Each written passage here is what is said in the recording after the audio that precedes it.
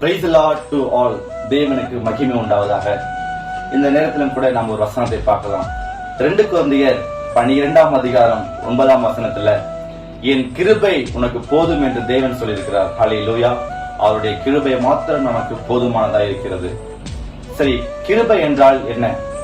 நம்மில் அநேகர் நினைக்கிறோம், கிருபை என்றால் தேவனுடைய இரக்கம், அவருடைய தயவு, அது மாதிரி கிருபை நினைக்கிறோம். அது உண்மைதான். ஆனா தயவுக்கும் கிருபைக்கும் நிறைய டிஃபரன்ஸ் இருக்கு. தயவு அப்படின்னா தகுதியுள்ள ஒருத்தனுக்கு ஒரு உதவியோ ஒரு வெகுமதியோ தயவா கொடுக்கிறது தான் தயவு. ஆனா கிருபை என்றால் தகுதியே இல்லாத ஒருத்தனை தகுதிப்படுத்துறது தான் கிருபை. ஹல்லேலூயா.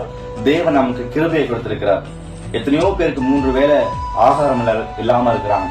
தேவன் நம்மை போஷிக்கிறவரா இருக்கிறார். எத்தனையோ பேர் உடுத்த உடை இல்லாம இருக்கிறாங்க. தேவன் நமக்கு உடையை உடுத்த கொடுத்திருக்கிறார். இதுதான் கிருபை.